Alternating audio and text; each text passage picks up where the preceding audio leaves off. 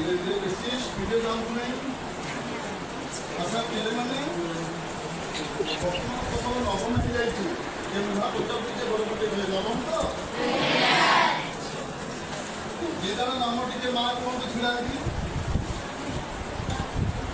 नहीं शुभिला कथा आउ जन किए पिला कहला बड़पटे सरकारी उच्च विद्यालय गंडिया बस मु आज तुमको प्रथम भगवान को कथा कहूँ शुण आम जाऊे जगन्नाथ मंदिर किंतु जगन्नाथ मंदिर को जो जाऊे प्रथम मंदिर द्वार में जो अतिथि बसी नर नारायण बसी अनाथ माने ताकू जदि आम कि देकी जा खाद्य उपर हो ना अर्थ उपर हो आग जदि देकी जा मंदिर को जो जावा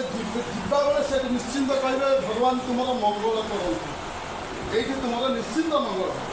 किंतु मंदिर दर्शन करके आसिक पक्ष देवाटा ठीक आगे दे मन रखिए मन रही तो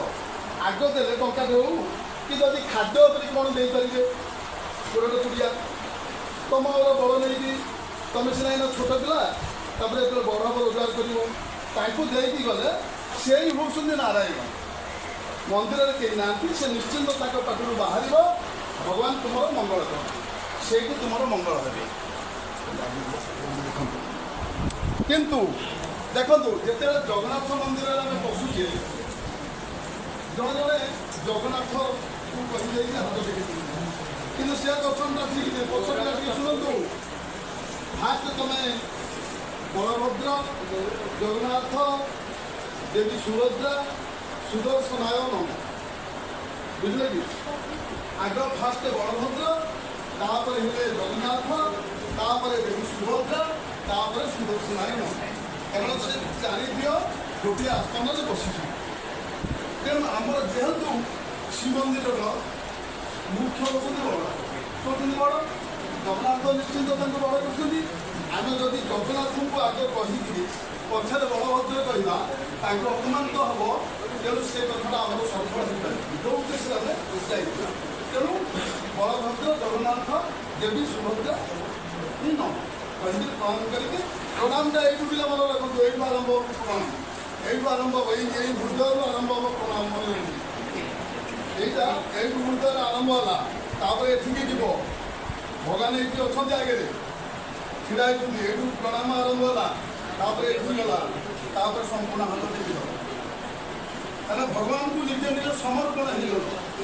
ये शरीरटा हूँ भगवान आम बुझे कि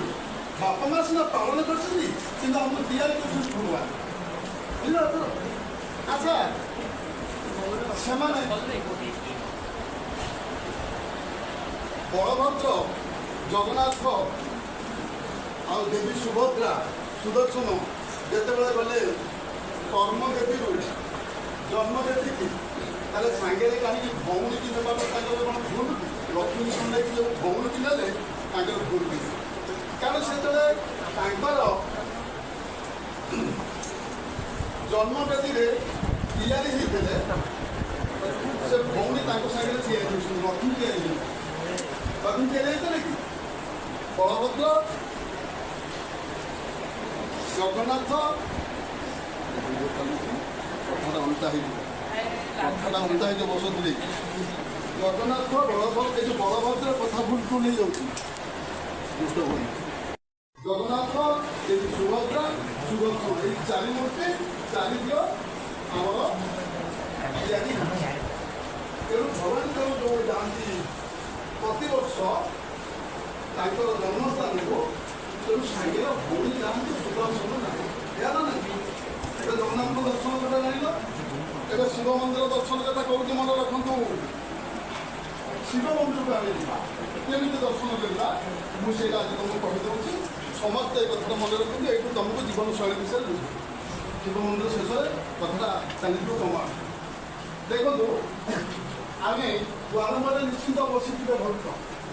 से अपेक्षा कर ये जन भगवान भक्त आसो आमको कथई आखना किसी खाया दब जो आम दे दौचे से निश्चिंत भाई प्रभु तुम मंगल करूँ जो शिव द्वार में प्रथम पहुँच भोगटा दो हाथ धर कि ना ତମେ ଟିକେ ରହିକିରି ମୁଣ୍ଡରେ ମାରିବ ତୁମ ଜୀବନ ସଫଳ ପାଇଁ କହିଦେଉଛି ମାନ କି ନ ମାନ। ତାପରେ ପ୍ରଥମ ମନେକର ହଠାତ୍ କରି ଶିବ ମନ୍ଦିର ବସିଯିବ ନାହିଁ, ଭୂଷଣ ଅଛନ୍ତି ଆଗରେ, ଭୂଷଣଙ୍କ ପଛରେ ଛିଡ଼ା ମୁଁ ତାହା କେଉଁଠି ମନେ ରଖୁଛି। ଏଇଟା ହେଉଛି ଦର୍ଶନ ଠିକ୍ ଶିବ ମନ୍ଦିର ଦର୍ଶନଟା ତମେ ପୁଣ୍ୟ ଲାଭ କରିବ, ତମ ଜୀବନଟା ବହୁତ ଆଗେଇ ଯାଏ। ଭୂଷଣ ପଛରେ ଛିଡ଼ା ହେବ,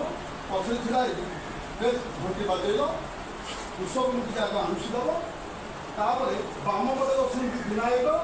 ଆଗକୁ ଯିବେ ନାହିଁ, ବୃଷଭ ଆଗକୁ ଯିବାକୁ ମନା।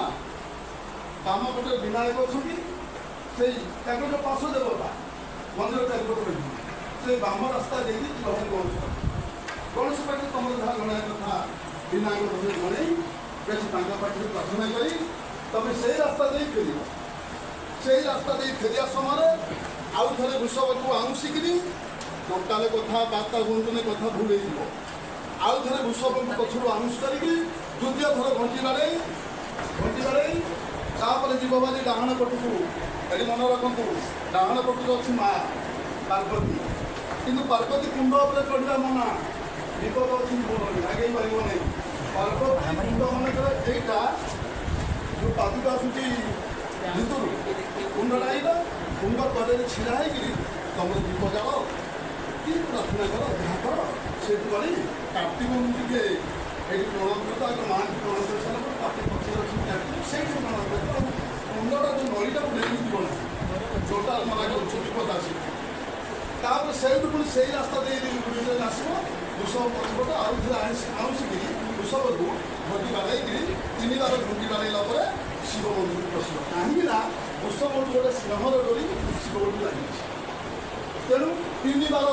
ତାଙ୍କୁ ଆଉଁସିଲା ମାନେ ଭକ୍ତକୁ 3 ବାର ଘଣ୍ଟି ବାଡ଼େଇଲା ମାନେ ଡୋରି ଛିଡ଼ିଯାଏ। ତେଣୁ ପ୍ରଭୁ ଜାଣନ୍ତି